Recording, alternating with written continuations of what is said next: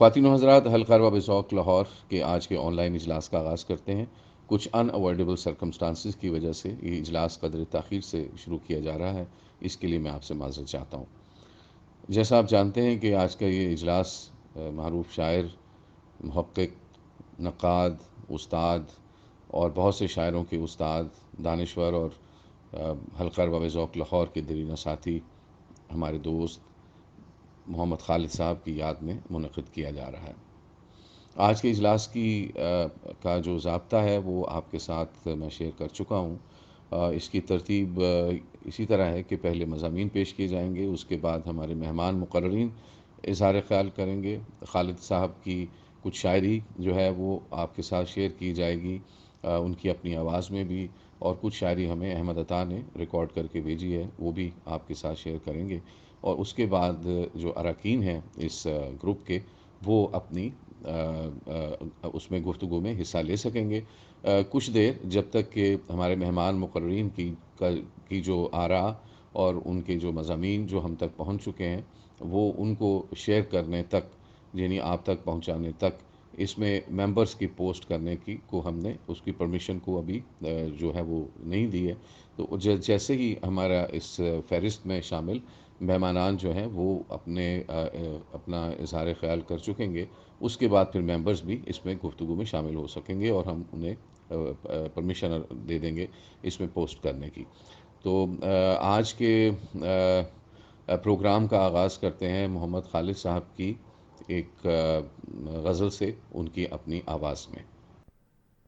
ہے سفر میں کاروان بحر و بر کس کے لیے، ہے سفر میں کاروان بحر و بر کس کے لیے، ہو رہا ہے اہتمام خشک و تر کس کے لیے، اور کس کی خاطر ذائقوں کی سختیوں میں ہیں ثمر، کس کی خاطر ذائقوں کی سختیوں میں ہیں ثمر، اور جھک جاتی ہے شاخ بارور کس کے لیے، کس کی خاطر ہیں بدلتے موسموں کی بارشیں، کس کی خاطر ہیں بدلتے موسموں کی بارشیں، دل غمی کس کے لیے ہے چشم تر کس کے لیے، اور رت جگوں میں گونجنے والی صدائیں کس کی ہیں، رت جگوں میں گونجنے والی صدائیں کس کی ہیں، ہے ہنر کس کے لیے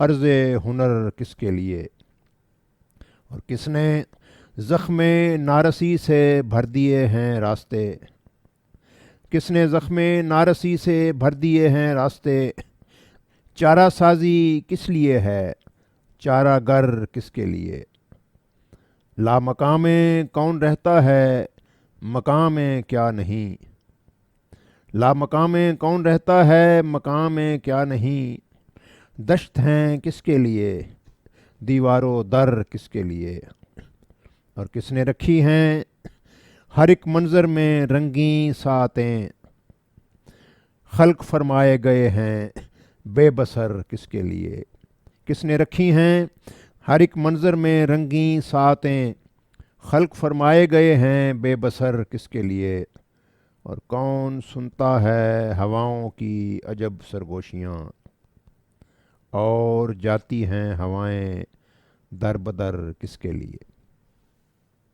خواتین حضرات، حلقہ ارباب ذوق لاہور کے آج کے آن لائن اجلاس کا آغاز ہو چکا ہے۔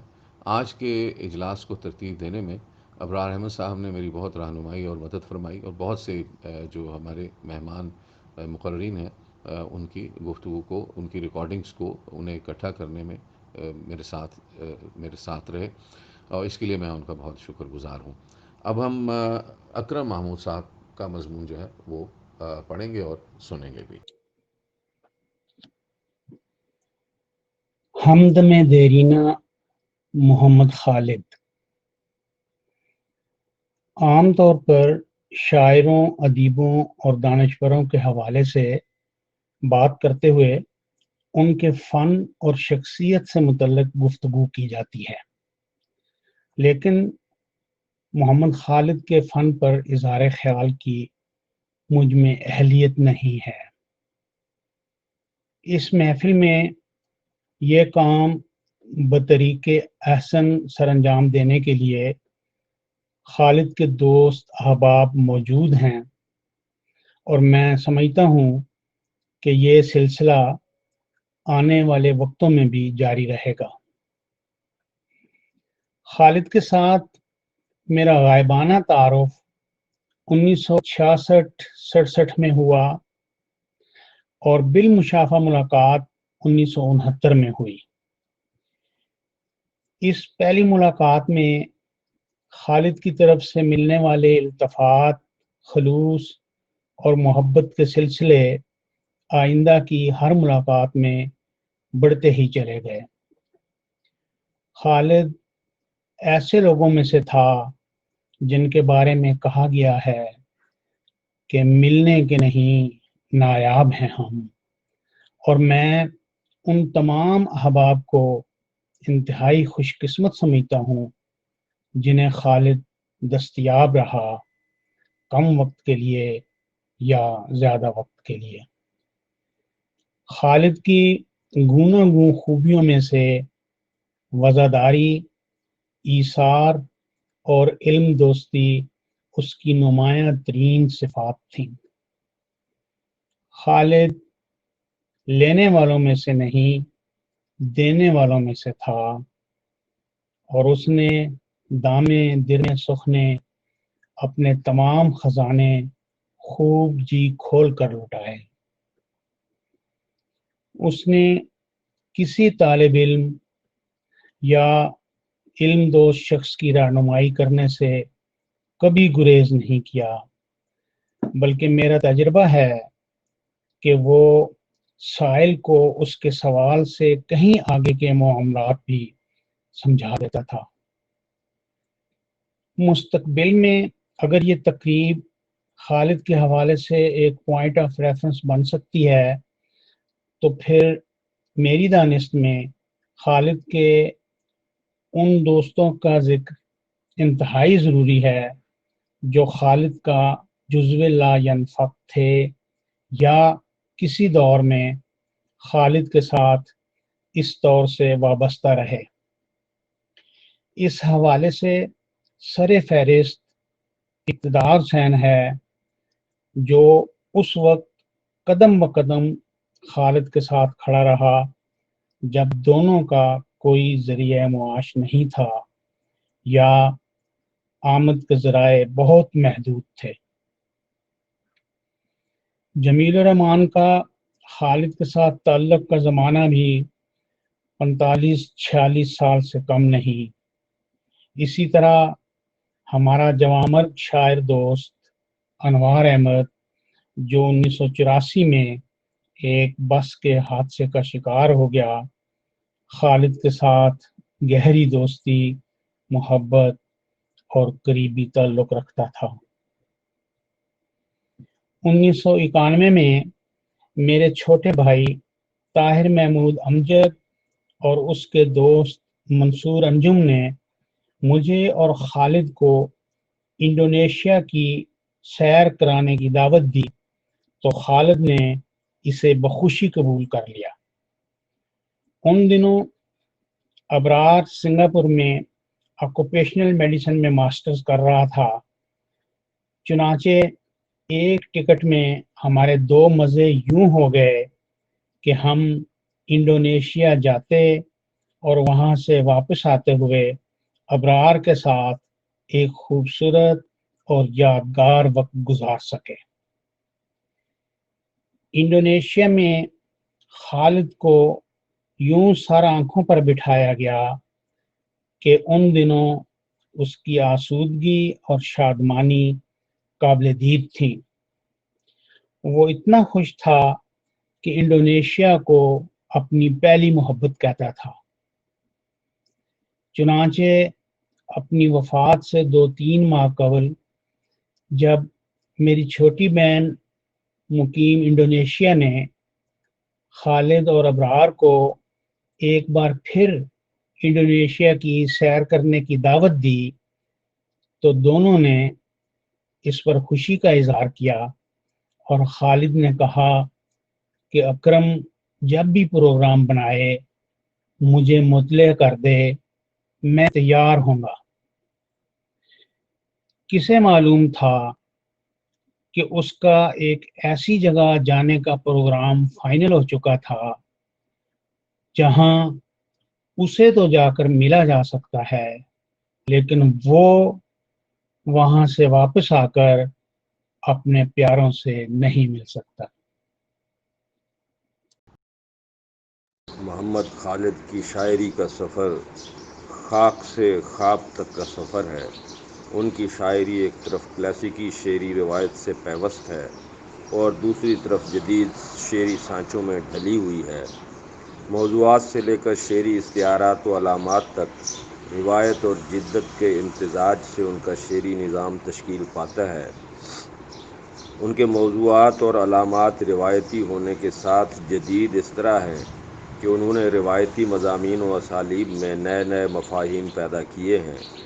روایتی فکر میں دنیاوی زندگی کو کمتر گردانا گیا ہے اور زیادہ زور اس بات پر دیا گیا ہے کہ انسان کو ابدی اور روحانی کمالات کی آرزو ہے تو دنیا اور اس کے معاملات سے گریز پائی ضروری ہے۔ لیکن محمد خالد اسی دنیا میں تخلیقی رویوں کے خواہاں ہیں۔ وہ اسی زندگی میں حسن و اقدار پیدا کرنا چاہتے ہیں، اگرچہ وہ موجود سے مطمئن نہیں ہیں، لیکن وہ موجود کو چھوڑ کر عدم کی طرف راغب ہونے کے بجائے موجود کو انسان کے لیے بہتر بنانا چاہتے ہیں۔ اسی لیے میں نے یہ کہا کہ ان کا شعری سفر خاک سے خواب تک کا سفر ہے۔ ان کی شاعری کا مطالعہ کرتے ہوئے دو علامات متواتر نظر آتی ہیں، لیکن وہ ہر شعر میں خاک و خواب کے نئے نئے جہان دریافت کرتے ہیں۔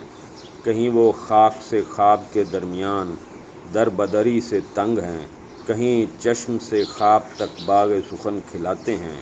کبھی وہ راتوں کو جاگ جاگ کر ایک ایسا خواب دیکھنے کی مشقت سے گزرتے ہیں جو بے انت اور بے انجام ہو۔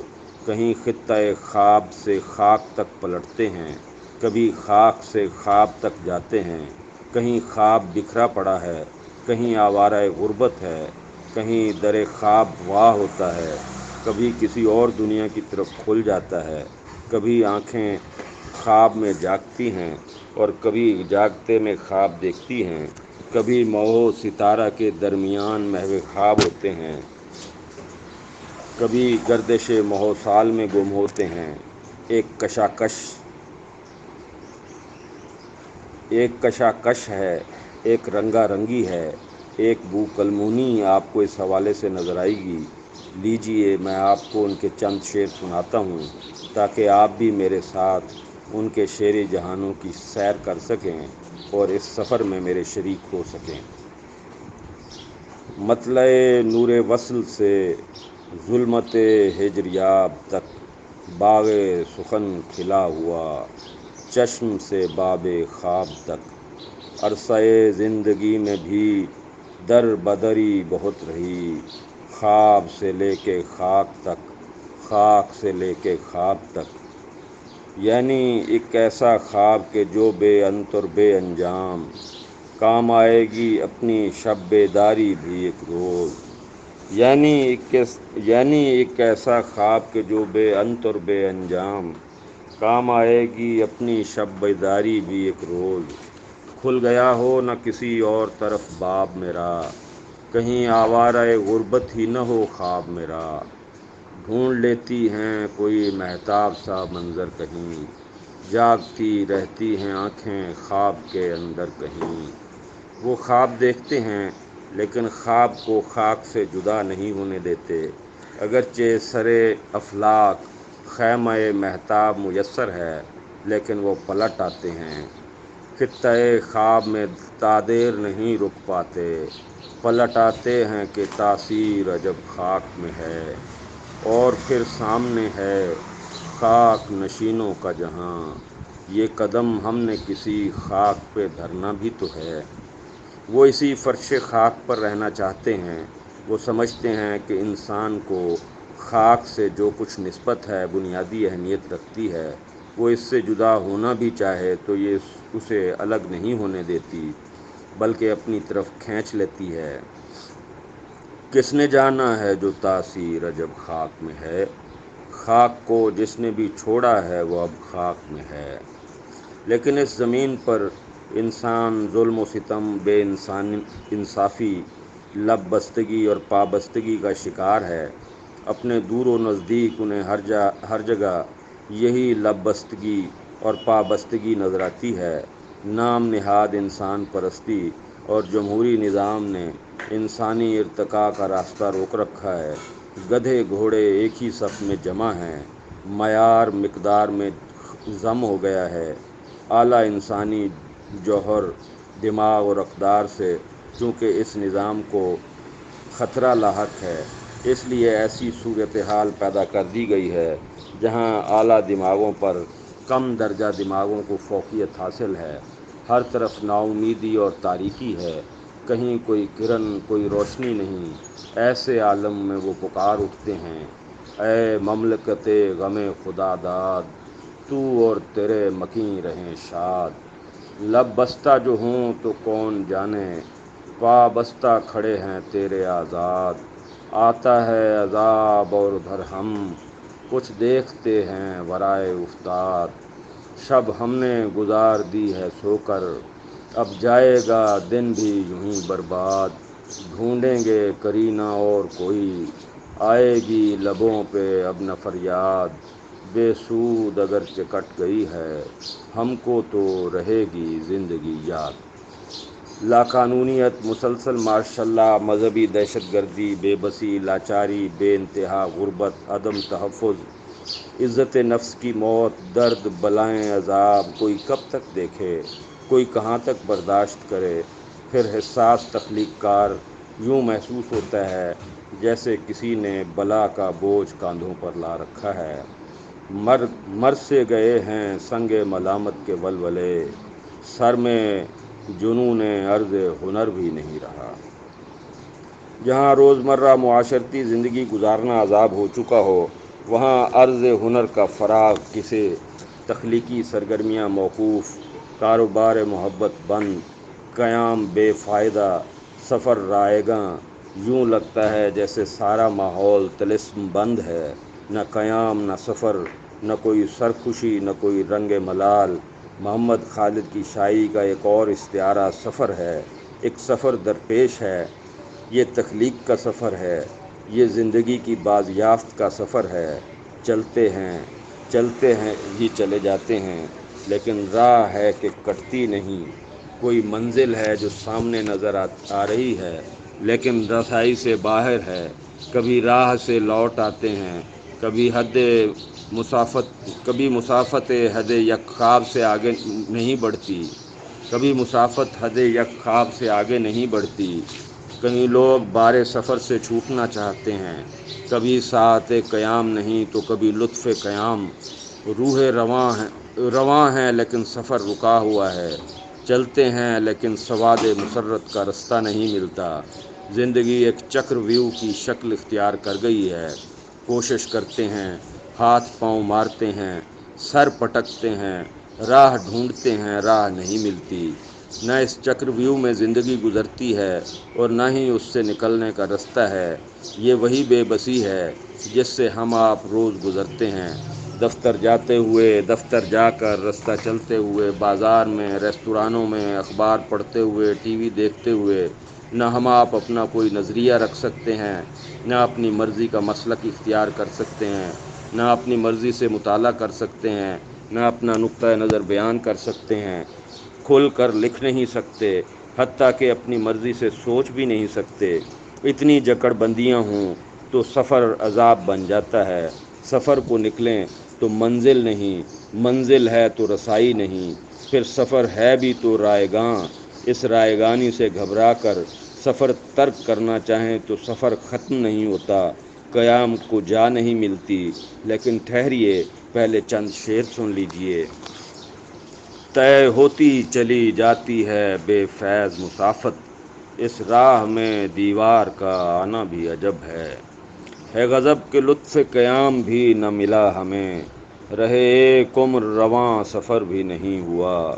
سفر کا ایک ستارہ غمی تھا ورنہ ہمیں کسی سواد مسرت میں جا نکلنا تھا۔ یہ سفر جو ہے سفر ملال ہے ہو نہ ہو، نہیں رخ پہ گرد نہیں ہے دل میں ملال تک، یہ مسافت حد یک خواب سے آگے نہ گئی، ہم نے اس وادی غربت میں گزارا ہی کیا، کسی آوارہ کو بھی یہاں نہیں منزل کا دماغ، برسرے کار کوئی سحر ہے اس راہ میں کیا۔ اس طلسم کو محمد خالد اس میں محبت سے کھولتے ہیں۔ ان کی شاعری معاشرتی آلام کو تو بیان کرتی ہے، لیکن مایوسی پیدا نہیں کرتی، بلکہ یہ حزن ہمارے لیے تزکیہ نفس کا باعث بنتا ہے۔ پھر جہاں کہیں مایوسی کا شائبہ بھی گزرتا ہے تو وہ در امید وا کر دیتے ہیں، وہ ہمیں تماشا نہیں دیکھنے دیتے، بلکہ منظر تبدیل کرنے پر ابھارتے ہیں، عشق میں جان سے گزرنے پر مائل کرتے ہیں۔ وہ اس فرد معاشرے کو محبت کی ڈور سے باندھنے کے خواہش مند ہیں۔ منافقت اور خود غرضی کے غبار میں لپٹے اس کارواں کو وہ محبت کے راستے پر چلانا چاہتے ہیں۔ وہ انسان کے انسان سے رشتے اور تعلق سے آگاہ ہیں اور جانتے ہیں کہ یہ تعلق صرف محبت سے ہی مضبوط کیا جا سکتا ہے۔ وہ جانتے ہیں کہ یہ کام بہت مشکل ہے، لیکن انہوں نے اس مشکل کو آسان کرنے کا ارادہ کر لیا ہے، کیونکہ اس کے بغیر تبدیلی ممکن نظر نہیں آتی۔ جس جانب دیوار کھڑی ہے ادھر سے پھر کر، جس جانب رستہ ہو نکل جانا ہے ہم کو، کوئی شکو ہو نہ کوئی سطوت یاد رہے گی، ہم کو خاک عرض محبت یاد رہے گی۔ اس زیست پہ صحرا کا گماں تک نہیں ہوتا، اے نخل محبت تیرا سایہ بھی عجب ہے۔ پہلے سب آوازیں ایک شور میں ڈھلتی ہیں، پھر کوئی نغمہ کانوں میں رس گھولتا ہے، دم نہ لینا نغمہ پردازو کوئی فریاد ہی، بے حقیقت ہیں اگر تھم جائیں مضراب و ہوا۔ محبت ہو کہ شعر و نغمہ، خواب ہو کہ سفر، یہ سب تخلیق کے استعارے ہیں۔ وہ زندگی کے بنجر پن میں تخلیقی رویوں کے پھول کھلانا چاہتے ہیں، کیونکہ یہی حسن و اقدار پیدا کرنے کا باعث ہیں۔ ان معنوں میں آپ انہیں ترقی پسند کہہ سکتے ہیں، لیکن معروف معنوں میں مستعمل بارودی انقلاب والی ترقی پسندی یا انقلابیت کو ان پر لاگو نہیں کیا جا سکتا۔ آپ اسے جملہ معترضہ سمجھ لیجئے، کیونکہ جب ہم محمد خالد جیسے شاعروں کی شاعری پر بات کر رہے ہوں تو معروف نظریات کی روشنی میں اس کا جائزہ لینا ممکن نہیں ہوتا، بلکہ ان کی شاعری کو شعری استعارات و علامات اور قوت تخلیق کے حوالے سے ہی محسوس کیا جا سکتا ہے۔ اس کے کرم کی بارشیں یوں تو برستی ہیں، داغ کچھ ایسے ہیں کہ ہم دھو بھی نہیں سکتے، آتی جاتی بارشوں کو بھیجتا رہتا ہے کون، جو نہ ہم سے ہو سکے وہ کام کرنے کے لیے۔ یوں تو تھا آمادہ لذت دنیا لیکن مولا کو بندے کی اطاعت یاد رہے گی۔ قبلہ گہے حاجات پہ جب پہنچیں گے خالد، اس عالم میں کیا کوئی حاجت یاد رہے گی۔ سب بھولتے جاتے ہیں گزشتہ کے فسانے، بس ایک دلوں میں تیرا قصہ ہے کہ کچھ ہے۔ تنقیدی مجلسوں میں اور نجی گفتگوؤں میں محمد خالد کے بارے میں ایک رائے عام طور پر پیش کی جاتی ہے کہ وہ بہت مشکل شاعر ہیں، یا یہ کہ وہ پرفیکشنسٹ ہیں۔ بات کرنے والے کا انداز کبھی مثبت ہوتا ہے اور کبھی منفی۔ اعتراض کرنے والے کا نقطہ نظر یہ ہوتا ہے کہ پرفیکشنزم ایک شعوری عمل ہے اور شاعری کلیتاً شعوری عمل نہیں ہے۔ ایک نجی گفتگو میں ایک صاحب کہنے لگے کہ خالد صاحب کی شاعری ٹیکنیکلی تو بہت مضبوط ہوتی ہے، لیکن اس میں اثر آفرینی کی کمی ہے۔ کج بحثی تو خیر اور چیز ہے، لیکن آپ ہی ایمانداری سے بتائیے کہ گزشتہ اوراق میں نے آپ کو محمد خالد کے جو اشعار سنائے ہیں، کیا انہوں نے آپ کے جذبوں کو متحرک نہیں کیا؟ کیا وہ آپ کے دل پر اثر انداز نہیں ہوئے؟ چلیے ایک اور شعر سنیے۔ میرے شاہ کی آنکھیں پتھرائی ہوئی لگتی تھیں اور دیکھنے والے اوج کلاه کو دیکھتے تھے۔ میں مانتا ہوں کہ یہ ایک پرفیکٹ شعر ہے، تو کیا اس کا مطلب ہے کہ میں اس کی تاثیر سے انکار کر دوں؟ کیا ڈھیلے ڈھالے مصروں کی شاعری دل پر اثر انداز ہوتی ہے، یا وہ شاعری جس میں تیسرے درجے کی جذباتیت ہو؟ یہ شعر میں نے خالد صاحب سے اندازاً 34-35 سال پہلے سنا تھا، اور آج تک بے شمار بار اس کی قرأت کر چکا ہوں۔ اس شعر میں گداز اور دل کو اتھل پتھل کر دینے والی جو کیفیت ہے، متعدد بار پڑھنے پر بھی کم نہیں ہوتی۔ یہ ایک نہیں، ایسے بیسیوں شعر محمد خالد کے اس مختصر مجموعے میں موجود ہیں۔ دیکھا جائے تو اس قسم کی بات کرنے والے وہ لوگ ہیں جو شاعری کی قرأت سنجیدگی سے نہیں کرتے، بلکہ شاعری ان کے لیے وقتی مصروفیت ہے۔ آپ کسی بھی اچھے شاعر کے کلام سے اس وقت تک لطف اندوز نہیں ہو سکتے جب تک آپ اسے اپنا باطنی تجربہ نہ بنائیں۔ ایلیٹ کے نزدیک تو قاری جب شاعری سے لطف اندوز ہوتا ہے اور اس کی اندرونی کائنات سے ربط استوار کرتا ہے تو بار دیگر تخلیق کرتا ہے۔ محمد خالد کی شاعری کی ایک اہم صفت تمکنت ہے۔ ہو سکتا ہے تنقیدی اصطلاحوں میں اسے کچھ اور کہتے ہوں، یا یہ تنقیدی اصطلاح ہو ہی نہ، لیکن بہت غور کرنے کے بعد بھی مجھے اس خوبی کے لیے تمکنت سے زیادہ موزوں کوئی لفظ نہیں لگا۔ یہ وصف فن و تخلیق کے اعلیٰ مظاہر میں مشترک اور نمایاں طور پر نظر آتا ہے۔ یہی وہ صفت ہے جو اعلیٰ شاعری کو عام شاعری سے اور ہنرمندی کو کم ہنری سے الگ کرتی ہے۔ پہلے فٹ بال کھیل رہا ہو، ڈان بریڈمن بیٹنگ کر رہا ہو، نیلسن منڈیلا سیاست کر رہا ہو، لینن انقلاب برپا کر رہا ہو، مارکیز ناول لکھ رہا ہو، یا غالب غزل، راشد کی نظم ہو یا فیض کی شخصیت، آپ کو سب میں ایک چیز مشترک نظر آئے گی، یہی تمکنت۔ کوئی جلدی نہیں، کوئی کمی نہیں، ایک سکون ہے، ایک بہاؤ ہے، ایک روانی ہے جو آپ کو اپنے ساتھ لیے جاتی ہے۔ لطف و انبساط کی لہریں آپ کے اندر ہلکورے لیتی ہیں، آپ کی پوری شخصیت کو اپنی گرفت میں لے لیتی ہیں۔ جب آپ اٹھتے ہیں تو محسوس ہوتا ہے کہ آپ کی شخصیت وہ نہیں رہی، اس میں کہیں نہ کہیں کوئی اضافہ ضرور ہوا ہے۔ بعض اوقات آپ اس تبدیلی کو جان لیتے ہیں، بعض اوقات وہ اسرار میں لپٹی رہتی ہے، لیکن آپ اسے بہت واضح طور پر محسوس کر رہے ہوتے ہیں۔ بلا شبہ یہ اعلیٰ فن و تخلیق کی ایک اہم صفت ہے، اور محمد خالد کی شاعری میں نمایاں طور پر محسوس ہوتی ہے۔ ان کے موضوعات، استعارات، علامات، الفاظ اور الفاظ کی نشست و برخاست، ہر چیز میں آپ کو یہی توازن اور رکھ رکھاؤ نظر آئے گا۔ یہی رکھ رکھاؤ ان کی شخصیت میں بھی جھلکتا ہے۔ ظاہر ہے تخلیق کار جب تک کسی وصف کو اپنی ذات کا حصہ نہیں بناتا، اس وقت تک وہ اس کی تخلیق میں یوں رچ بس کر اظہار نہیں کرتا۔ خالد صاحب اب مقطع کی جانب آؤ، جھاڑ کے اب دامان غزل جانا ہے ہم کو۔ اب میں بھی مقطع کی طرف آتا ہوں۔ پتہ نہیں اس مضمون کے ذریعے میں کہاں تک محمد خالد کی شاعری کو جان پایا ہوں اور کہاں تک اسے آپ تک پہنچا سکا ہوں، لیکن اس کا ایک فائدہ ضرور ہوا کہ مجھے ہفتہ بھر اس شاعری کی فضا میں رہنے کا موقع ضرور ملا۔ اس غیر تخلیقی اور بنجر زندگی میں اگر آپ کو چند دن ایسی خوبصورت شاعری کے ساتھ گزارنے کا موقع ملے تو میں سمجھتا ہوں یہی حاصل بھی کافی ہے۔ ویسے بھی ایک مضمون میں ایسی اچھی شاعری کا تجزیہ ممکن نہیں ہوتا، عین ممکن ہے ایسی ہی کسی اور نشست میں ان کی شاعری کا اس سے کوئی بہتر تجزیہ پیش کر سکوں۔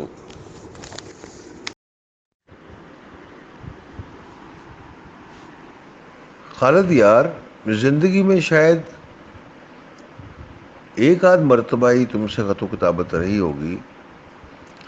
بالمشافہ ملاقات ہی سے ہمیشہ تشفی ہوا کرتی تھی، لیکن تمہیں کہنا یہ ہے کہ تم نے بہت دکھ دیا یوں چلے جانے سے۔ ہم ڈاکٹر لوگ تو عام اور انجان لوگوں کو بھی موت کے منہ سے کھینچ لایا کرتے ہیں، لیکن یہ منحوس وبا کسی کو سنبھلنے کا موقع ہی نہیں دے رہی، اور میرے سب سے قیمتی دوست یعنی تمہیں دیکھتے ہی دیکھتے چھین کر لے گئی۔ آ جائے گی قابو میں، لیکن تم تو اب واپس نہیں آ سکو گے۔ بہت بڑا نقصان کر گئی ہے یہ بیماری۔ یاد کرو ہم کب ملے تھے پہلی بار، 1974 میں، گویا 46 برس گزر گئے۔ لیکن اب یاد کرتا ہوں تو شاید ہی ان برسوں میں کوئی ایک دن بھی ایسا گزرا ہو جب تم سے رابطہ نہ رہا ہو، بھلے یہ رابطہ دوری سے تمہیں یاد کرنے کی حد تک ہی محدود کیوں نہ ہو۔ تم مجھ سے محض 4 برس بڑے تھے، لیکن تمہاری شخصیت اور علم کا رعب و دبدبہ ایسا کہ ایک مدت تک وہ فاصلہ عبور نہ کر سکا، نہ میں نہ اکرم محمود۔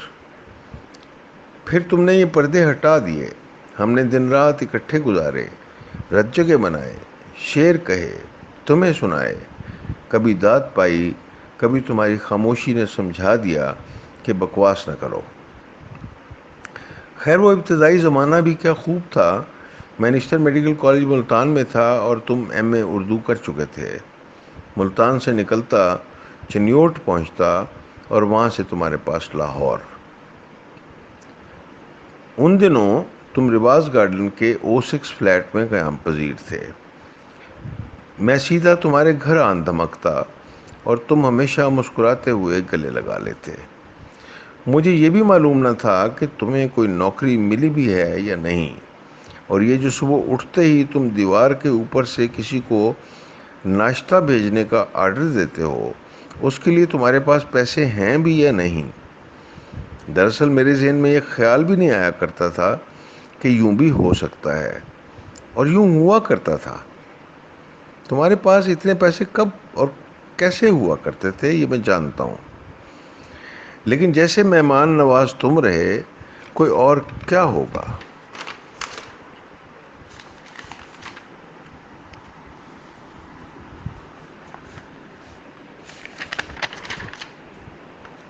یاد کرو 1981 کی وہ صبح جب میں تمہارے ہاں موجود تھا تو دروازے پر دستک ہوئی اور افضال نوید میرا چھوٹا بھائی نمودار ہوا اور مجھ سے مخاطب ہو کر کہنے لگا، بھائی جان آج آپ کی منگنی ہے اور آپ ادھر چھپے بیٹھے ہیں۔ یہاں یہ بھی کہتا چلوں کہ یہ بھی عجیب بات ہوئی کہ نہ تم میری شادی میں شریک ہو سکے، نہ میں تمہاری شادی میں شریک ہوا۔ چنیوٹ تم کیوں نہ آ سکے، اس کی کوئی نہ کوئی وجہ رہی ہوگی۔ میں نے صرف تمہیں ہلکا پھلکا گلہ کیا کہ کاش تم آ سکتے، لیکن تمہاری شادی پر میں اس لیے نہیں آ سکا کہ عین اس تاریخ کو میری بیٹی پیدا ہوئی سارہ، گویا 1 فروری 1986۔ اور یاد کرو وہ شام جب تم مجھے رواز گارڈن کے اس فلیٹ سے لے کر نسرین انجم بھٹی کی طرف گئے کہ وہاں سارہ شگفتہ بھی آئی ہوئی تھی، اور نسرین نے دروازے سے یہ میں واپس کر دیا، معذرت خواہانہ اور اپنے مخصوص پیارے لہجے میں یہ کہتے ہوئے کہ اندر ماحول ایسا نہیں کہ تم دونوں کو آنے دوں۔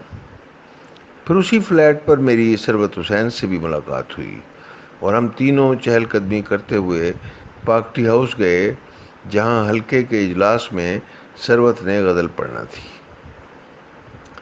اجمل کمال بھی کراچی سے آتا تو تمہارے ہاں ہی مقیم ہوا کرتا، اس سے بھی میری پہلی ملاقات وہیں ہوئی۔ اس زمانے میں تم بہت بے چین رہا کرتے تھے، دبلے پتلے، اور تمہارے چہرے پر تمہاری خوبصورت آنکھیں بہت نمایاں لگا کرتی۔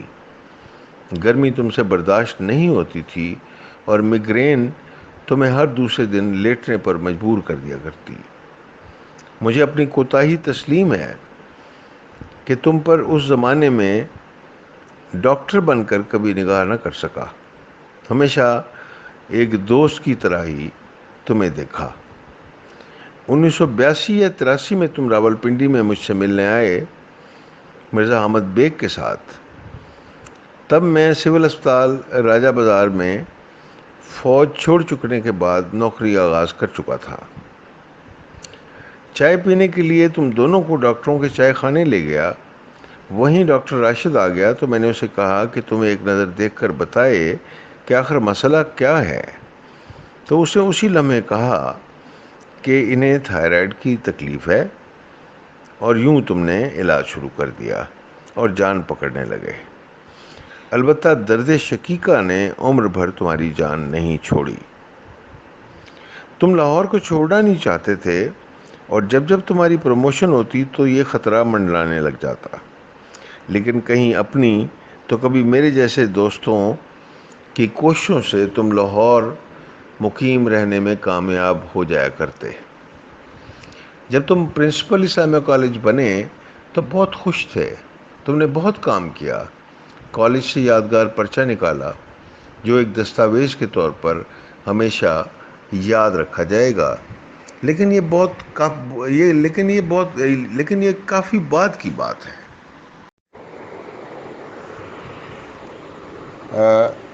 1989 یعنی 1989 میں جب میں نے لاہور ٹرانسفر کرا لی تو کرائے کے مکان کی تلاش میں تم نے میرے ساتھ 3 دن مسلسل مشقت کی۔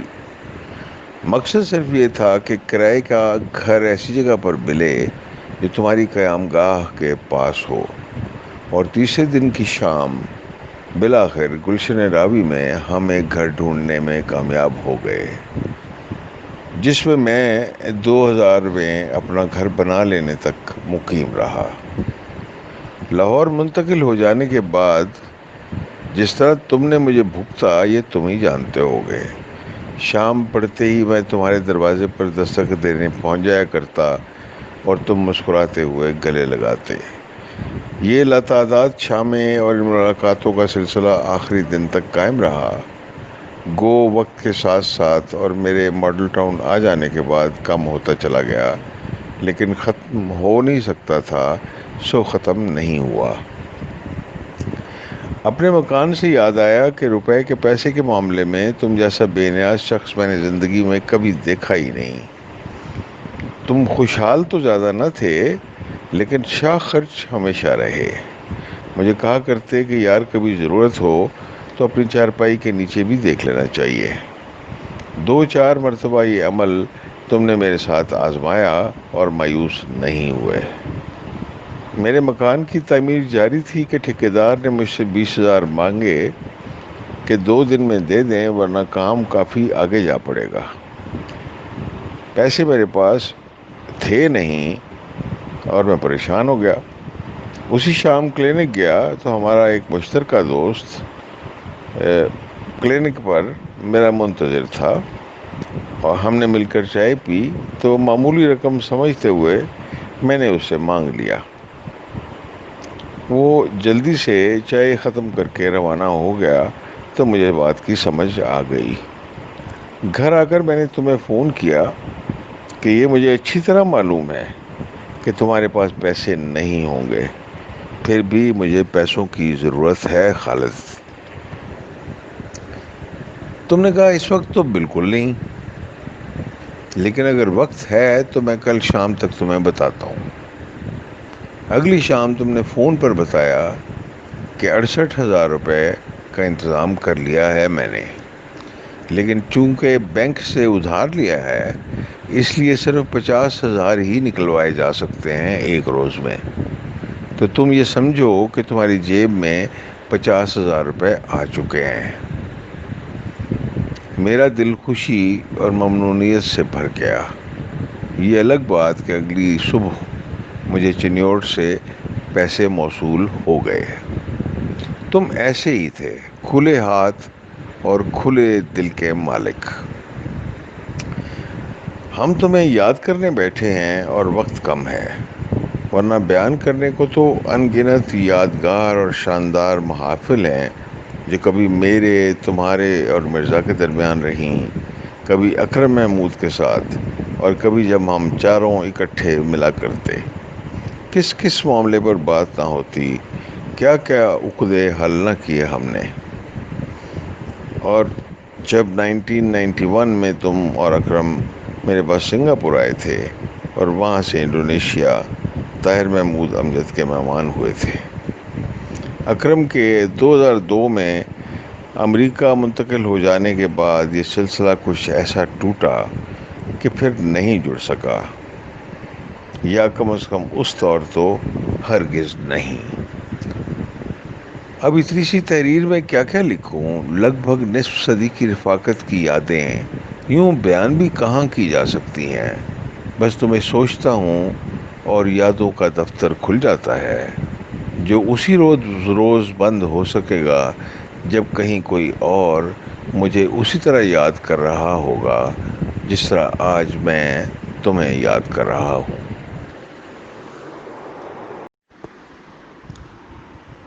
اب چند باتیں ادب کے حوالے سے بھی کر دوں۔ یہی ہلکا رباب ذوق جو آج تمہاری یاد منا رہا ہے، کبھی تمہارے اور تمہارے دوستوں کے دم قدم سے آباد تھا۔ پاکٹی ہاؤس کی گزری شامیں بتاتی ہیں کہ زندگی میں تمہارا مسئلہ صرف اور صرف ادب تھا۔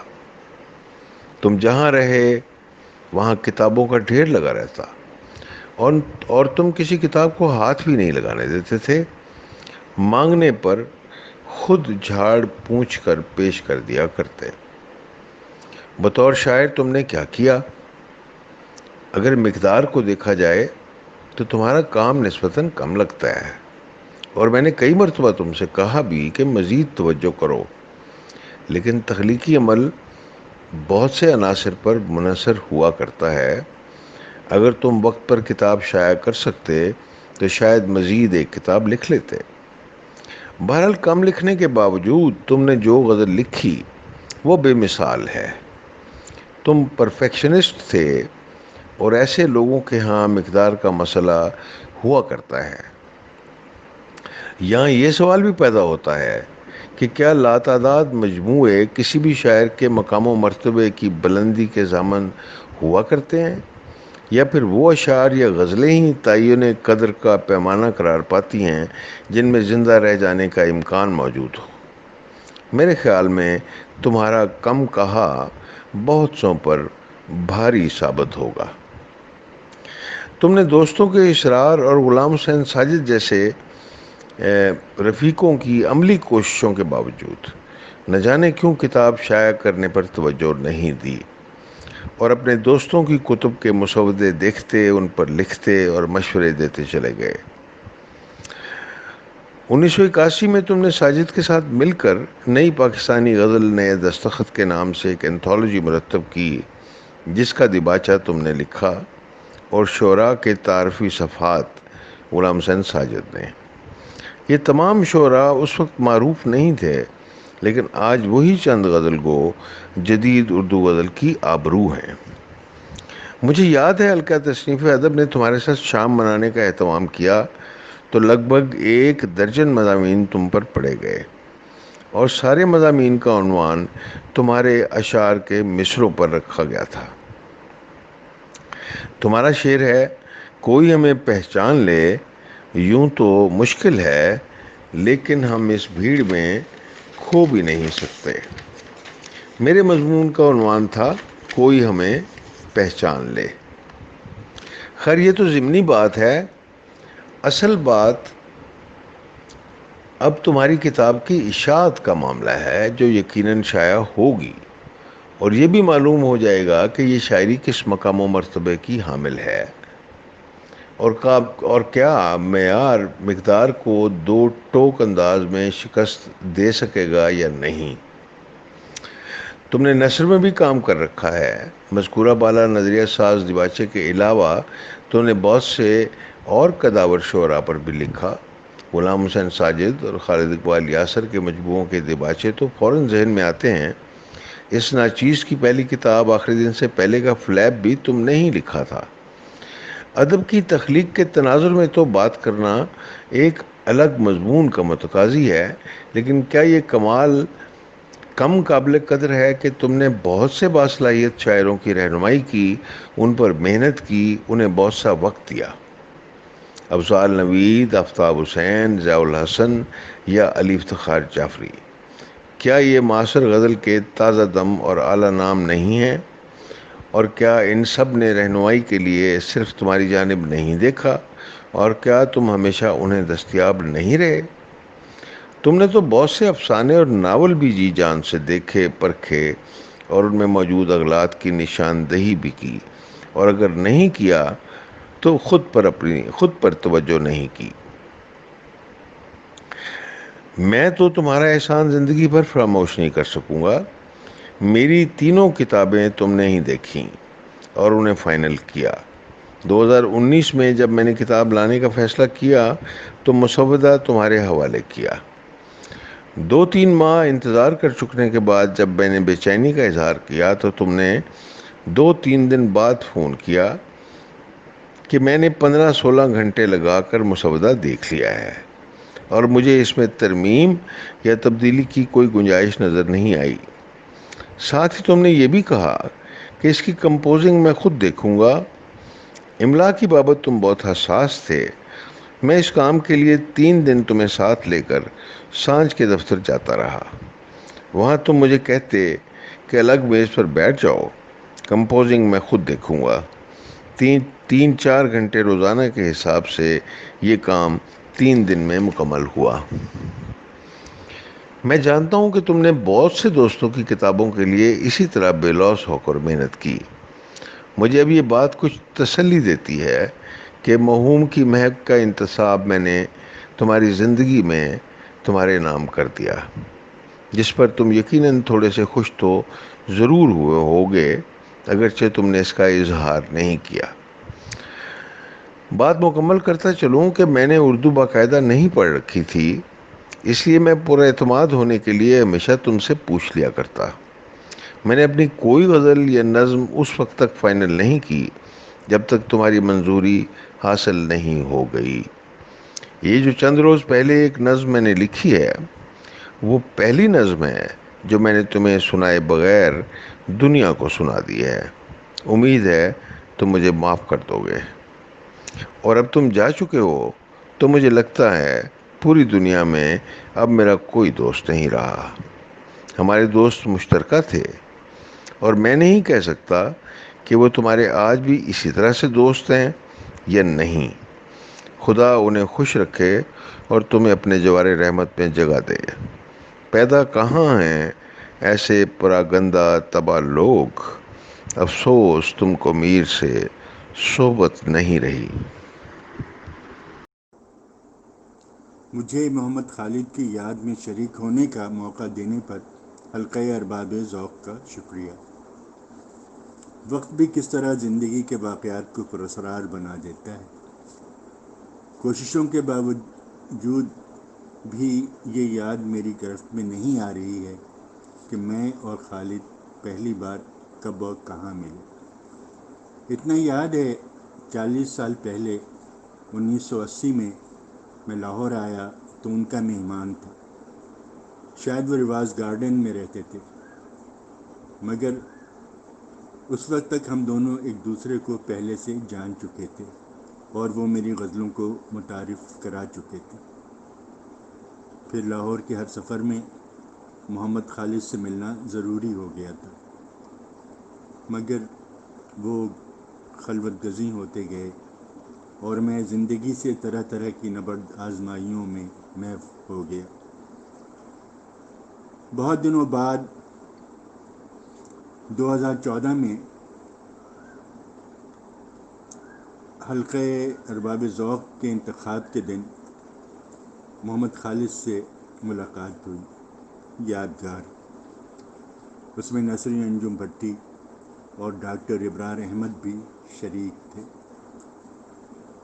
ان کے حالات سے اتنی بے خبری کے بعد مجھے کوئی حق نہیں تھا کہ میں اس جلسے میں شریک ہو کر محمد خالد کے بارے میں باتیں کروں، سو میں اظہار خیال کے لیے نہیں، اظہار ندامت کے لیے حاضر ہوا ہوں۔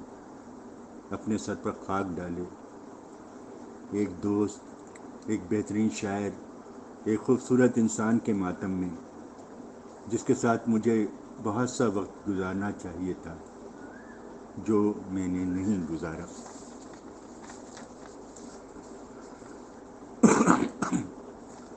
ہم شاید محمد خالد کو یاد کر رہے ہیں۔ محمد خالد مکمل شاعر تھے۔ ان کے تغزل میں متانت تھی اور یہ انداز انہی سے مخصوص تھا۔ ان کے چند اشعار مجھ سے بھی سن لیجیے۔ ہے سفر میں کاروانی بحر و بر کس کے لیے، ہو رہا ہے اہتمام خشک و تر کس کے لیے، کس کی خاطر ذائقوں کی سختیوں میں ہے ثمر، اور جھک جاتی ہے شاخ بارور کس کے لیے، کس کی خاطر ہیں بدلتے موسموں کی بارشیں، دل غمین کس کے لیے ہے، چشم تر کس کے لیے۔ آخر میں محمد خالد کو یاد کرتے ہوئے یہ شعر پڑھ کر رخصت چاہوں گا۔ روز ملنے پہ نہیں نسبت عشقی موقوف، عمر بھر ایک ملاقات چلی جاتی ہے۔ جناب صدر اور معزز سامعین، محمد خالد سے میرا بہت قریبی تعلق تھا، اور یہ خاصا پرانا تھا۔ یعنی جس زمانے میں اورینٹل کالج لاہور میں زیر تعلیم تھا، تو بعد میں ایک دو بیچ جو آئے، محمد خالد کا ان سے تعلق تھا، اور اسی زمانے میں چونکہ مشاعرے بھی ہوتے تھے اور حلقہ ارباب ذوق کی مجلسیں بھی جاری تھیں، تو ان سے میری ملاقاتیں ان دونوں جگہوں پر ہوتی تھیں۔ پھر میں نے ان کے فلیٹ پر جانا شروع کیا اور وہ میرے گھر آنا شروع ہوئے، تو ہماری زیادہ تر گفتگو جو ہے وہ علمی اور ادبی موضوعات پر ہوتی تھی۔ اس میں مقامی سیاست یا ملکی سیاست یا جو حالات ہیں ملک کے، ان پر کوئی زیادہ بات نہیں ہوتی تھی۔ جو کچھ بھی ہم ایک دوسرے کے ساتھ شیئر کرتے تھے، اس کا تعلق ادب اور فکر کی دنیا سے تھا۔ میں نے محمد خالد کو شاعری کے معاملے میں بہت ماہر پایا۔ وہ جو نازک امور تھے شاعری کے، انہیں بہت اچھی طرح سے سمجھتے تھے، اس لیے میں ان سے اکثر مشورے بھی کرتا تھا۔ چنانچہ میری طویل نظم فنون آشوب وہ بھی انہوں نے سنی اور اپنے قیمتی مشوروں سے نوازا۔ میں ہمیشہ ان کی رائے کی قدر کرتا تھا۔ وجہ یہ ہے کہ وہ سیریس ایک ریڈر بھی تھے اور سیریس رائٹر بھی تھے، اور میں سمجھتا ہوں کہ ایسے لوگ بہت کم ہیں کہ جو گائیڈنس کرتے ہوں۔ وہ محمد خالد نے بہت سے نوجوانوں کی تربیت بھی کی، شاعری میں خاص طور پر، اور وہ نوجوان ان کے بڑے معتقد بھی ہیں۔ تو مجھے اس بات پہ حیرت ہوتی ہے کہ انہوں نے اپنا کوئی شعری مجموعہ شائع نہیں کیا، اس کے علاوہ انہوں نے ایم فل کے دوران جو کوئی مقالہ اپنا لکھا یا اسے بھی انہوں نے شائع نہیں کیا۔ تو میں سمجھتا ہوں کہ ایسے لوگ بھی ہوتے ہیں کہ جو پرفیکشن کی طرف چلے جاتے ہیں اور وہ اپنی چیزوں کو جلد شائع نہیں کرنا چاہتے، غور و فکر کرتے رہتے ہیں۔ جیسے کہ حالی نے بھی کہا ہے کہ دنیا کے جو بڑے شاعر تھے، ان کی شاعری بار بار غور و فکر کے نتیجے میں سامنے آئی ہے۔ ایسا نہیں تھا کہ انہوں نے پہلی دفعہ جو شعر کہے تو وہی اعلیٰ شعر ہو گئے۔ وہ اپنے شعروں پر توجہ دیتے تھے اور جیسا کسی شاعر نے کہا کہ، اور وہ حال ہی نے اس کا شعر بھی کوٹ کیا ہے، برائے پاکی لفظ شب بروز آرد کہ مرغ و ماہی باشند خفتہ و بیدار، کہ شاعر نے اپنے لفظوں کو پاک کرنے کے لیے رات کو دن کر دیا، دن چڑھ گیا، ساری رات غور و فکر کرتا رہا کہ پرندے اور مچھلیاں سوئے ہوئے تھے لیکن وہ بیدار تھا۔ تو میں سمجھتا ہوں اسی طرح کی جو پرفیکشن ہے وہ محمد خالد صاحب بھی چاہتے تھے، اور وہ اپنی غزلوں پر غور و فکر کرتے رہتے تھے، اپنی تحریروں پر غور و فکر کرتے رہتے تھے۔ لیکن اب یہ وقت ہے کہ ان کی ان تحریروں کو اور ان کی غزلوں کو چھاپا جائے، اور تاکہ ان سے اور لوگ بھی مستفیض ہو سکے۔ تو محمد خالد نے حلقہ ارباب ذوق کی محفلوں میں جب آنا شروع کیا، خاص طور پر وہ محفلیں جو مبارک احمد نے اور میں نے حلقہ ارباب ذوق مرکز کے نام سے برپا کی تھیں، تو ان محفلوں میں وہ باقاعدگی سے شریک ہوتے تھے۔ ان کی اظہر غوری سے دوستی تھی، ان کی مرزا احمد بیگ سے دوستی تھی، سید مرتضیٰ زیدی سے دوستی تھی۔ تو یہ سب لوگ جو ہیں یہ اس حلقے میں آتے تھے اور اپنی تحریروں پر لوگوں کی اور شاعری پر گفتگو کرتے تھے۔ تو محمد خالد کو بارے میں نے جو مشاہدہ کیا ہے ان کا، وہ یہ ہے کہ وہ فی الفور کوئی اپنا مشورہ نہیں دیتے تھے، کافی غور و فکر کے بعد بات کرتے تھے، اور ان کی بات جو ہے وہ پھر ظاہر ہے کہ نپی تلی ہوتی تھی، اور نپی تلی باتیں کرنے والے جو ہیں وہ آج کل بہت کم لوگ ہیں، بہت کم ملتے ہیں۔ تو باقی ہے کہ ان کی جو دوستی تھی، وہ محبت کرتے تھے، میں بھی ان سے محبت کرتا تھا۔ ان کے بچھڑ جانے کا بہت دکھ ہوا ہے، اس لیے کہ یہ دکھ جو ہے ایک نجی دکھ بھی ہے، اور اس کے علاوہ میرے جو بچے ہیں جو میرے گھر میں وہ آتے تھے، انہوں نے بھی بہت فیل کیا کہ اب وہ دنیا میں نہیں رہے، اور وہ بھی اداس ہوئے۔ تو محمد خالد کے بارے میں میرے بچے جو ہیں وہ یہ کہتے تھے کہ یہ ایسے دوست ہیں آپ کے کہ جو بہت آپ کی کیئر کرتے ہیں۔ میں نے کہا ہاں، یہ بالکل درست آپ نے کہا۔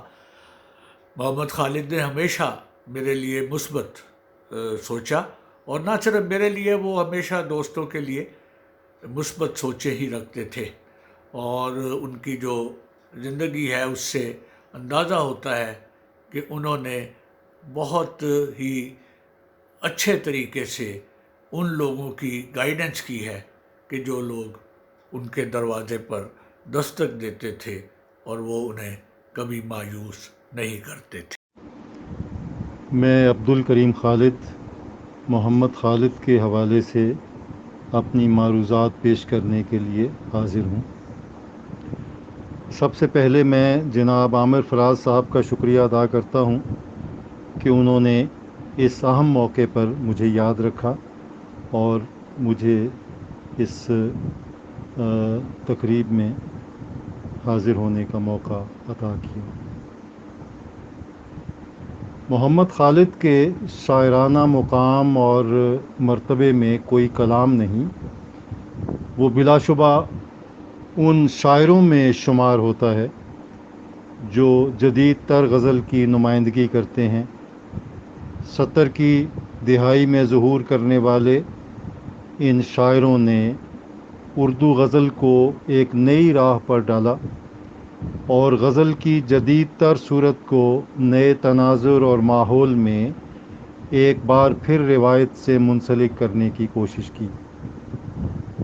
محمد خالد ایک خلاق ذہن رکھتا تھا، اور اس خلاقی میں اس کا اختراعی اور صناعی پہلو غزل کی ایک نئی جہت کے آثار کا پتہ دیتا ہے۔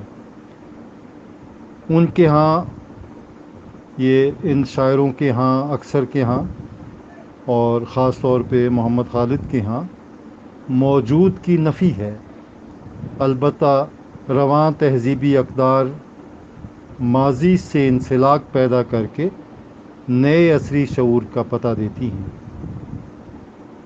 محمد خالد نے اس تواتر اور تسلسل کے ساتھ غزل نہیں لکھی جس تواتر اور تسلسل کے ساتھ صابر ظفر اور غلام حسین ساجد نے لکھی ہے، لیکن انہوں نے غزل کا جتنا اثاثہ بھی چھوڑا ہے اس کی روشنی میں وہ جدید تر غزل میں ایک قابل لحاظ مقام کا حقدار ضرور ٹھہرتا ہے۔ اب اس نے خود کو تاریخ کے حوالے کر دیا ہے۔ نقادوں کو بھی اس باکمال شاعر کے بارے میں نئے سرے سے غور کرنا ہے اور اس کے تخلیقی عمل کو جانچ کر اس کے مقام و مرتبے کے بارے میں فیصلہ دینا ہے۔ تعزیتی اجلاس عام طور پر یاد آوری کے لیے منعقد ہوتے ہیں، شخصیت اور ذاتی حوالوں سے ہی گفتگو ہوتی ہے، اس لیے میں بھی خود کو اس کے ذاتی اور شخصی حوالے تک محدود رکھنے کی کوشش کروں گا۔ محمد خالد سے میرے تعلق کی بنیاد 1970 میں اس وقت پڑی جب میں BA کا طالب علم تھا اور اردو اختیاری کا مضمون پڑھنے کے لیے انہی استاد محترم کی خدمت میں حاضر ہوا جن سے محمد خالد بھی فیض اٹھا چکا تھا۔ میں جب اپنے استاد گرامی سے ملنے گیا تو میں نے وہاں پہ ایک دھان پان سا لڑکا دیکھا، نوجوان دیکھا۔ میرے لڑکپن کا زمانہ تھا اور محمد خالد بھی شاید لڑکپن کی حد میں تھا یا اس سے گزر کر نوجوانی کا سرا پکڑ چکا تھا، اور میں نے محسوس کیا کہ استاد محترم سے بڑی سہولت سے باتیں کر رہا ہے۔ جملوں کی ادائیگی میں البتہ کسی لفظ پر اٹکتا تھا، رکاوٹ بننے والے لفظ پر ہلکی سی پھونک اس کے منہ سے نکلتی اور چہرے کو دائیں بائیں ذرا سی جنبش دے کر اور منہ پر ہاتھ رکھ کر اپنی بات مکمل کرتا۔ اس کے چہرے اور جسم کی یہ ہل جل عمر بھر اس کے ساتھ رہی، جسے بعد میں اس نے اپنے علم اور دانش کی گھمبیرتا سے اس خوبی سے ڈھانپ لیا تھا کہ مخاطب اس کی گفتگو کے سحر میں اس کی حرکات و سکنات سے بے خبر ہو جاتا تھا۔ اس زمانے میں محمد خالد کی شعر گوئی کا آغاز ہو چکا تھا اور دائیں بائیں کئی لوگوں کو اس کے اشعار بھی یاد ہو گئے تھے۔ اس کے محلے کا ایک نوجوان انوار کو اس کے کئی شعر یاد تھے۔ انوار خود بھی شعر کہتا تھا، بعد میں وہ بینک میں ملازم ہو گیا، مگر ایک حادثے میں وہ جوانی ہی میں چل بسا۔ مجھے یاد ہے کہ محمد خالد نے اس صدمے کا بہت گہرا اثر لیا تھا۔ اس کی زندگی میں جب بھی اس جوان مرد کا ذکر ہوتا، ایک گہری سنجیدگی اسے گھیر لیتی اور وہ کچھ دیر کے لیے خاموش ہو جاتا۔ اسی زمانے میں میں نے اکرم محمود کو، سعید انجم، مجید طاہر، سعید درانی اور کچھ اور لوگوں کو بھی اس کے ساتھ دیکھا۔ کیپسٹن کے سگریٹ کی ڈبیا اور ماچس اس کے ہاتھ میں ہوتی، وہ بڑی توجہ اور باقاعدگی سے سگریٹ نوش کرتا اور چائے خانے میں دوستوں سے بیٹھ کر گپ لڑاتا۔ ایک بے فکری اور فارغ البالی کا دور تھا، اور خاص طور پہ فارغ البالی اس حوالے سے کہ ابھی ملازمت اس نے شروع نہیں کی تھی۔ لاہور کے ساتھ محمد خالد کا ایک عجیب طرح کا تعلق تھا، ایک رومان تھا اس کا لاہور کے ساتھ۔ بھا گئی جی کو بہت لاہور کی آب و ہوا، یہاں کی سڑکوں پر چلنا پھرنا اور گلیوں میں، تنگ گلیوں میں گھومنا اسے بہت مرغوب تھا۔ بہت سے موقعوں پر میں بھی اس کے ساتھ ہوتا، کبھی موج میں آ کر کوئی مصرع یا شعر گنگنانا شروع کر دیتا، باجو بند کھل جائے، سہگل کے گائے ہوئے گیت کا مکھڑا پکڑ لیتا، اور پھر میلوں چلتے ہوئے پتہ ہی نہ چلتا کہ کس راستے سے نکل کر ہم کہاں پر آ گئے؟ اسی آوارہ گردی میں نے کئی شعر پہلی بار اس کی زبان سے سنے، اور اس نے راہ چلتے ہوئے انہیں اتنی بار دہرایا کہ وہ میرے دل پر نقش ہو گئے۔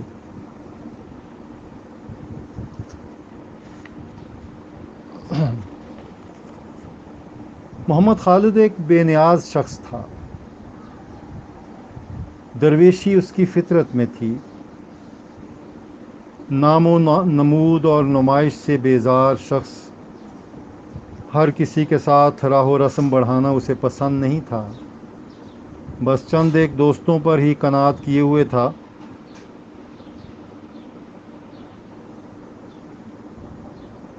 جس کے ساتھ تعلق بنا لیا اسے جی جان سے عزیز رکھتا تھا۔ اس نے اپنی ذات کے لیے ایک ضابطہ بنا رکھا تھا اور اس ضابطے پر بڑی شدت سے عمل کرتا تھا۔ جو شخص اس کے دل سے اتر گیا وہ اس کے نظام زندگی سے خارج ہو گیا، منافقت کا دشمن تھا، اور اسی دشمنی میں اس نے کئی بظاہر اچھے بھلوں کو فارغ کر دیا تھا۔ مجھے یاد ہے ایک بار ہمارے ایک دوست نے ایک صاحب کا تعارف کراتے ہوئے محمد خالد سے کہا کہ آپ انہیں جانتے ہیں؟ مجھے علم تھا کہ محمد خالد اس شخص سے خوب اچھی طرح واقف ہے، لیکن اس نے انتہائی سنجیدگی سے اس شخص کے منہ پر کہہ دیا کہ میں اسے نہیں جانتا، اور وہ شخص ہکا بکا رہ گیا۔ محمد خالد اور میں نے مل کر خالدین کے نام سے کتابیں چھاپنے کا ایک چھوٹا سا منصوبہ بھی بنایا۔ یہ دنیا کا واحد منصوبہ تھا جو بغیر کسی سرمائے کے شروع ہوا، اور ہم نے گرتے پڑتے بھی کئی کتابیں چھاپ لی۔ خوبصورت کتاب چھاپنا اس کا کریز تھا، وہ ہر شے کو اس کی بہترین فارم میں دیکھنا چاہتا تھا۔ اس کی خواہش رہی کہ اس کے ہاتھ میں 15 mm کا کیمرہ ہو اور وہ ڈاکومنٹریز بنائے۔ کبھی پیدل چلتے ہوئے وہ دونوں ہاتھوں سے فریم بنا کر اپنے دھیان میں کسی منظر کو فوکس کرنے لگتا۔ رمضان شاہد کی کتاب چھاپنے لگے تو بیک ٹائٹل کے لیے تصویر بنوانے کے لیے وہ اسے کمرشل بلڈنگ میں کیمرہ کرافٹ کے پاس لے گیا اور اپنی زیر ہدایت اس کی ایسی شاندار تصویر بنوائی کہ کتاب سے زیادہ تصویر ہٹ ہو گئی۔ اسی طرح اسے اچھا قلم رکھنے کا بھی بہت شوق تھا، اور کئی میں نے قلم دیکھے جو پہلی بار اس کی جیب میں دیکھے، خاص طور پہ جو براڈ نب تھی اس سے لکھنا اسے بہت پسند تھا۔ محمد خالد سے ایک طویل رفاقت کا شرف مجھے حاصل رہا ہے۔ ان گنت یادیں ہیں، کسے بیان کروں اور کسے روک لوں، کچھ سمجھ میں نہیں آ رہا۔ یہ تو کبھی لکھنے بیٹھوں گا تو کئی مضمون ہو جائیں گے، شاید کتاب ہی بن جائے، لیکن اب ایسے منصوبے سوچنے کا بھی وقت نہیں رہا۔ محمد خالد نے جس عجلت میں رحلت کی ہے اس سے ہر شے پر سے اعتبار اٹھ گیا ہے۔ چلتے چلتے ایک واقعہ عرض کر دوں، اس واقعے کا واحد عینی شاہد میں رہ گیا ہوں۔ محمد خالد سمیت باقی تمام کردار اس دنیا سے رخصت ہو چکے ہیں۔ واقعہ یوں ہے کہ میں ایک تعلیمی ادارے میں کام کرتا تھا۔ کلاس پڑھاتے ہوئے مجھے پیغام ملا کہ کوئی صاحب آپ سے ملنے آئے ہیں اور پرنسپل آفس میں بیٹھے ہیں۔ میں کلاس ختم کر کے پہنچا تو ان صاحب کو دیکھ کر میرے پاؤں تلے کی زمین سرک گئی۔ وہ احمد ندیم قاسمی تھے۔ میں تصور بھی نہ کر سکتا تھا کہ وہ یوں تشریف لائیں گے۔ انہوں نے صرف ایک جملہ فرمایا، اگر ممکن ہو تو میرے دفتر تشریف لائیں۔ میرے پاس چونکہ آپ سے رابطے کا کوئی ذریعہ نہ تھا اس لیے مجھے آنا پڑا۔ اب آپ آئیں گے تو بات ہوگی۔ یہ کہہ کر وہ رکشے میں بیٹھ کر تشریف لے گئے۔ میں چند گھنٹوں بعد قاسمی صاحب کے دفتر میں ان کے روبرو سر جھکائے بیٹھا تھا۔ قاسمی صاحب نے چائے بسکٹ سے تواضع کر کے میرا خوف دور کیا، پھر فرمانے لگے، آپ محمد خالد صاحب کو کب سے جانتے ہیں؟ میرے دھیان میں آیا کہ محمد خالد کا کوئی اڑتا ہوا جملہ شاید ان تک پہنچ گیا ہوگا جس کے لیے اس بڑے آدمی نے اصل صورتحال معلوم کرنے کے لیے مجھے طلب کیا ہے۔ لیکن اگلے ہی لمحے جب انہوں نے یہ فرمایا کہ کیا ان کی شادی ہو چکی ہے، تب میرے دم میں دم آیا۔ میں نے جھٹ سے عرض کیا، بالکل نہیں۔ محمد خالد کی تعریف میں انہوں نے ایک دو جملے کہے اور ان کے کچھ اشعار جو ہیں ان کی تعریف کی، اور اس طرح سے بات جو ہے وہ اسے انہوں نے آگے بڑھایا. میں اسی وقت وہاں سے اٹھ کے انہوں نے مجھے یہ کہا کہ بات اس طرح سے ہے کہ کچھ بچیوں کی ذمہ داری مجھ پہ ہے. میرے ایک عزیز دوست ہیں حافظ آباد میں، تو ان کی بیٹی ہے ایک، ان کا معاملہ ہے، مجھے رشتہ طے کرنے کا انہوں نے اختیار دیا ہے. تو میں چاہتا ہوں کہ کوئی اچھا سا لڑکا اس کے لیے تلاش کر دوں. تو اگر ممکن ہو تو آپ محمد خالد سے اس سلسلے میں بات کیجئے. میں اسی وقت وہاں سے اٹھا اور محمد خالد کے پاس پہنچا اور سارا قصہ جو ہے وہ اس کے گوش گزار کیا. رشتے کی بات سن کر محمد خالد نے کسی خوشی کا اظہار نہیں کیا، البتہ اس نے یہ کہا کہ بات ہو سکتی ہے. 2 روز بعد ہم دونوں قاسمی صاحب کے دفتر میں تھے. قاسمی صاحب نے کھل کے بات کی.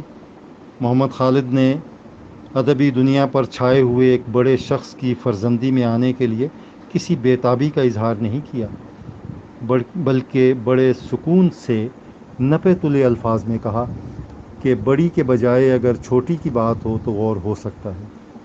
اس بات پر قاسمی صاحب ذرا بجھ سے گئے، مگر انہوں نے اس پر رضامندی ظاہر کر دی. یہ سلسلہ کچھ دن چلا، مگر پھر ایک روز قاسمی صاحب نے مجھے بلا کر فرمایا کہ آخری فیصلہ تو لڑکی کے باپ کی طرف سے ہوتا ہے نا، وہ کچھ برادری اور ذات پات کے چکر میں پڑے ہوئے ہیں، لہٰذا یہ معاملہ جو ہے اسے آپ ختم سمجھیں. میں نے محمد خالد کو بتایا تو انہوں نے کمال سکون کے ساتھ کہا کہ مجھے پہلے ہی پتہ تھا کہ یہ بیل سرے نہیں چڑھ سکتی. اس واقعے کو بیان کرنے کا مقصد محمد خالد کی شخصیت کے ثبات اور مضبوطی کا ذکر کرنا ہے. وہ کمال کا شخص تھا، کسی کی بڑائی یا عظمت اسے مرعوب نہیں کر سکتی تھی. اس نے زندگی میں سارے فیصلے خود کیے، کسی کے فیصلے کو خود پر لاگو نہیں ہونے دیا. بے نیازی یہی ہے، درویشی یہی ہے. محمد خالد کا ایک شعر ہے، سب نے دیکھا تیرا ہم کو رخصت کرنا، ہم نے جو منظر دیکھنے والا تھا نہیں دیکھا. محمد خالد، تم تو اپنی رخصتی کا منظر نہیں دیکھ سکے، لیکن ہم نے بھی تجھے رخصت ہوتے ہوئے کب دیکھا ہے.